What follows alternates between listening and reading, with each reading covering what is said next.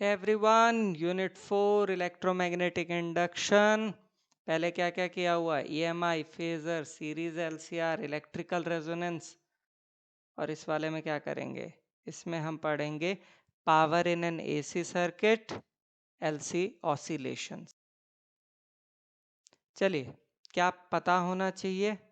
AC circuit containing resistance only, उसमें आपका V और I का रिलेशन। इंडक्टर ओनली में current lags behind the voltage by 90 degree. Capacitor वाले में आपका current leads the voltage by 90 degree. Impedance of series LCR circuit Z। Resonance के ऊपर XL और XC इक्वल हो जाते हैं और Z इक्वल टू R हो जाता है। Power in an AC circuit in a series LCR circuit, V equal to Vm sin omega t and I is equals to Im sin omega t plus phi। Instantaneous power supplied by source होगी P equal to VI, V और I की value रखी। अब हम यहाँ क्या करेंगे? Identity लगाएंगे sine A into sine B की, और वो आइडेंटिटी होती है आपकी cos B minus A minus cos B plus A divided by 2। तो वो आइडेंटिटी लगाते हैं तो मेरे पास आता है Vm Im upon 2 into cos phi minus cos 2 omega T plus phi. Average power over a cycle आती है P equal to Vm Im cos phi by 2, क्योंकि आपकी ये जो वैल्यू है cos omega T plus phi की average value एक complete cycle में 0 निकलती है।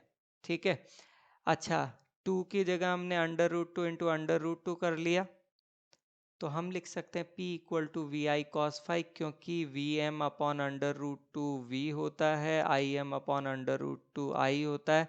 याद करो, RMS में किया था। ठीक है, या लिख सकते हैं P equal to I square Z cos phi, जिसे कॉस फाई जो है उसे कहते हैं पावर फैक्टर। ठीक है, तो अब हम सर्किट्स देख लेते हैं। पहला केस, अगर सर्किट है रेजिस्टिव, उस केस में V और I के बीच का एंगल 0, कॉस 0 होता है 1। ठीक है, तो power factor 1, power dissipation maximum होगा क्योंकि मैक्सिमम पावर डिसिपेटेड होगी।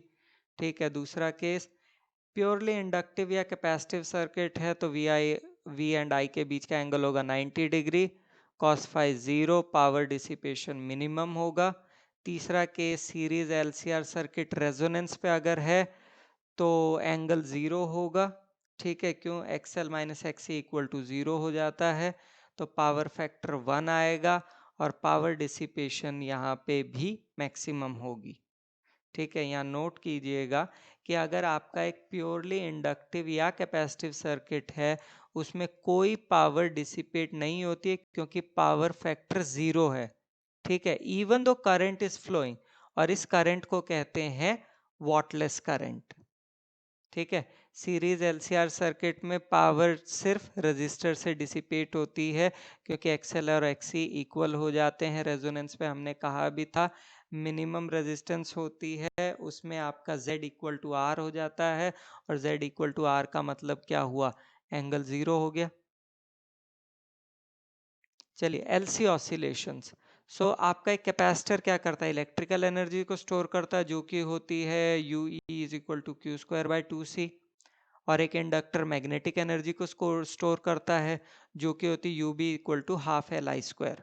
ठीक है, अगर आपका एक इनिशियली चार्ज कैपेसिटर को एक इंडक्टर से कनेक्ट कर दे, तो जो कैपेसिटर का चार्ज था और जो इंडक्टर के अंदर करंट था, वो इलेक्ट्रिकल ऑसिलेशंस एग्जिबिट करते हैं, जिन्हें हम LC ऑसिलेशंस कहते हैं। ये सिमिलर होते हैं मैकेनिकल ऑसिलेशंस के।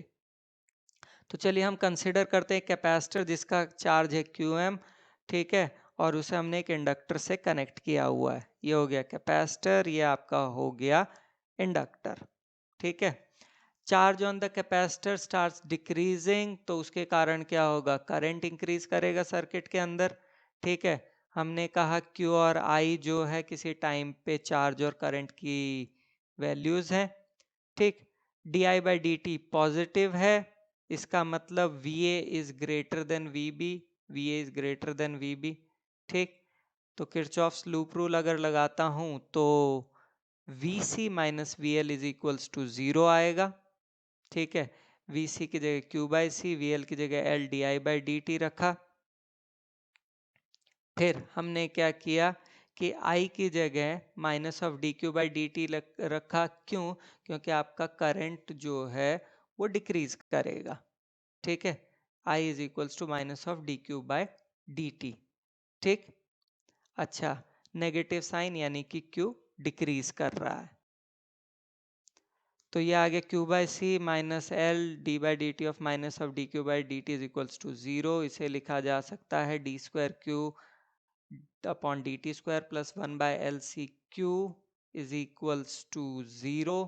ठीक है, equation of S H M होती है d square x upon d t square plus omega nought square x is equals to 0। अगर हम दोनों को कंपेयर करें तो आपका L C oscillation S H M को फॉलो करते हैं।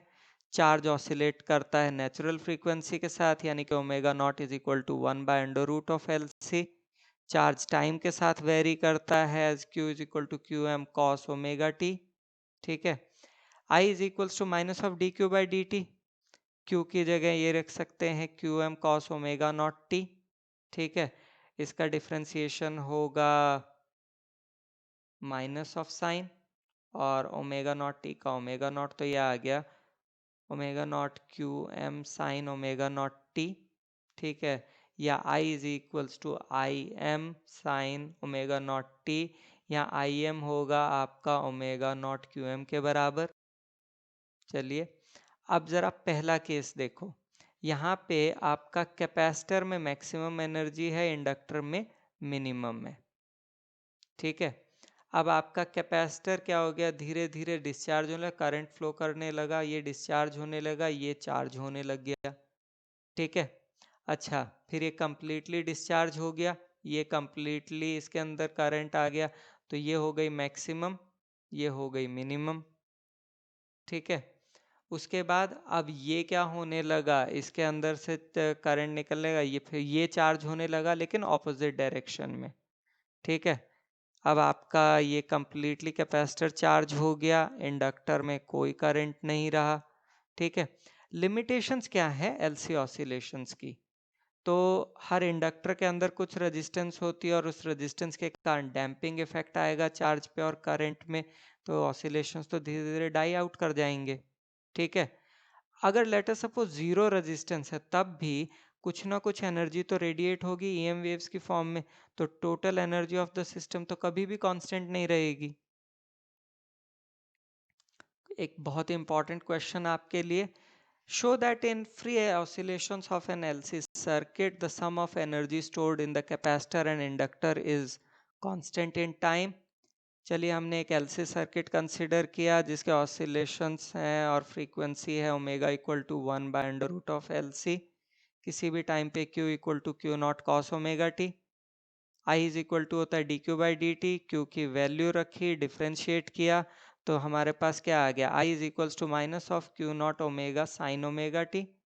एनर्जी स्टोर्ड इन कैपेसिटर कितनी होती है, U equal to Q square by two C, Q की वैल्यू रखी तो ये आ गया हमारे पास, और इंडक्टर में कितनी होती है, UM equal to half L I square, तो हमने क्या किया, I की वैल्यू रख दी, तो मेरे पास आया Q naught square upon two C sine square omega T. अब हम U E plus U M करते हैं तो Q naught square upon two C common, sine square omega T plus cos square omega T 1 होता है, तो हमारे पास क्या आ गया, constant which is Q naught square upon two C. ठीक है, तो सम ऑफ एनर्जीज कांस्टेंट ही निकला। चलिए acknowledgement, thank you so much to Google Bing NCERT for the images and other things. अगला वीडियो कुछ लिखा नहीं है, तो जो यूनिट जो चैप्टर देखना है वो देखो, एकेडमिक देखो लेकिन। Thank you so much.